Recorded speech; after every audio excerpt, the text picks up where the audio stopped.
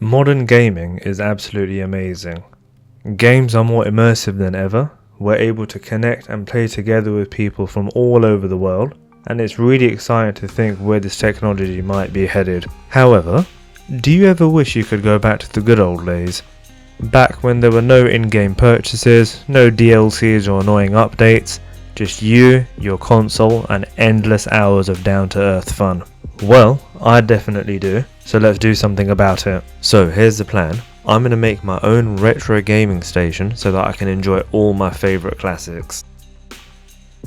The first step is to gain some inspiration and try and get a better idea as to what I want the finished project to look like. I found some pretty cool looking designs online, but for this I don't think I'm going to be going for a laptop design. That might be a little bit too complicated. Instead, I'm going to go for a mini desktop design. I think that might look a little bit better for this. Now that I had a pretty good handle on how I want this thing to look, the next step was to start collecting all the parts that I'd need.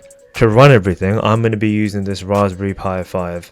This is a small computer that fits in the palm of your hand, and it's got more than enough specs to handle some retro gaming. It's also got a really nice small form factor, so it won't take up too much space. Next up, we're going to need a keyboard to interact with the Pi and play our games. So I picked up this retro mechanical keyboard from Amazon, and I really like the aesthetic of it. It's kind of got that old school 90s tech vibe going, and I think it will fit in really well with this project. And last but certainly not least, we're going to need a display.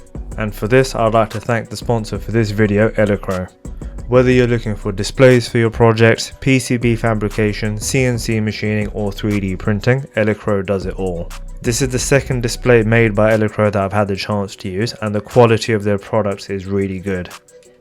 They're currently running quite a few promotions, in particular a $20 coupon for new users, and they also do free functional testing for all of your projects. You'll find a link in the description below. Thanks again to Elecro for sending this display to help this project. So this brings us nicely onto step 3, CAD. So I jumped into Fusion and got to work making an enclosure for this project. Luckily, I was able to find a step file for the Raspberry Pi 5 that was already quite detailed, so it saved me having to make a model for that. And for the keyboard and display, it was just a case of taking lots of measurements with calipers and rulers and recreating that in Fusion. Luckily, they both had quite a simple shape, so that didn't take too much time or effort.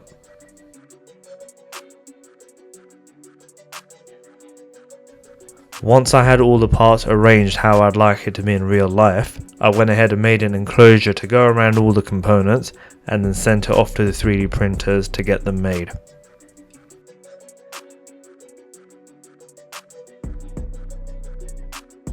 And with all the components ready, it was time to move on to step number 4, assembly. The first step was to get all the pieces joined together, so for this I used a very small amount of super glue and lots of pressure.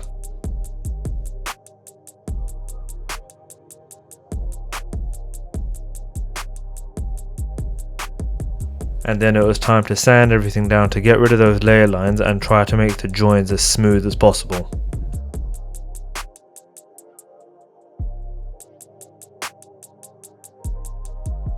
And then I used a little bit of wood filler where the pieces join, just to fill in any defects so that once I sand, you get a nice smooth join. And then some more sanding. And then a couple of coats of white primer.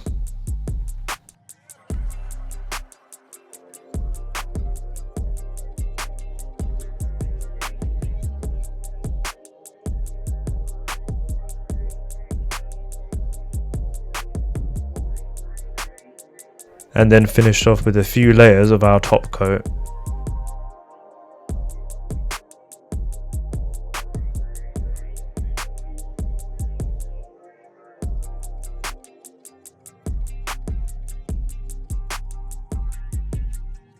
I started off by putting in a couple of heatset inserts into the inside of the monitor arm. The keyboard basically slots into position, and then I use these little grub screws from the side to help fix it in position, being careful not to go too hard so as to not damage the plastic.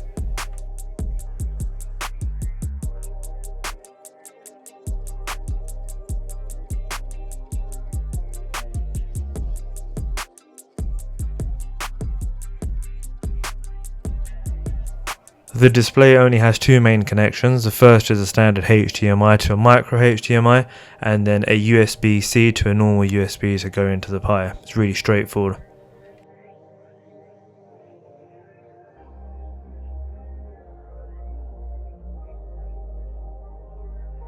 I also used the same grub screw technique to secure the front plate onto the back plate around the monitor, just to keep everything in one piece.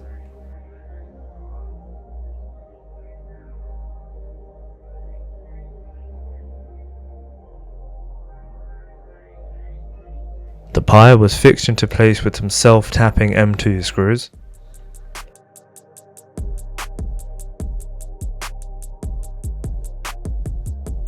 And then the two main pieces of the assembly were fixed together with some M3 bolts.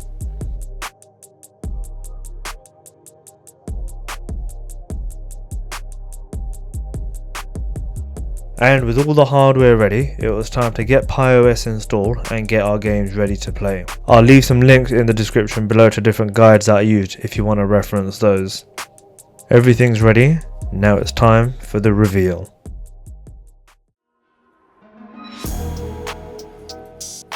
And all in all guys, I think this thing turned out amazing. It's got a really nice retro vibe, and I think a lot of that is owed to the colour that we chose. It just looks like it's right out in the 90s. If I ever get around to making a second version of this, I definitely want to give some more thought and care to cable management. I think that's one area where this could have been a little bit better. And all that was left to do was to check off the last item on our to-do list.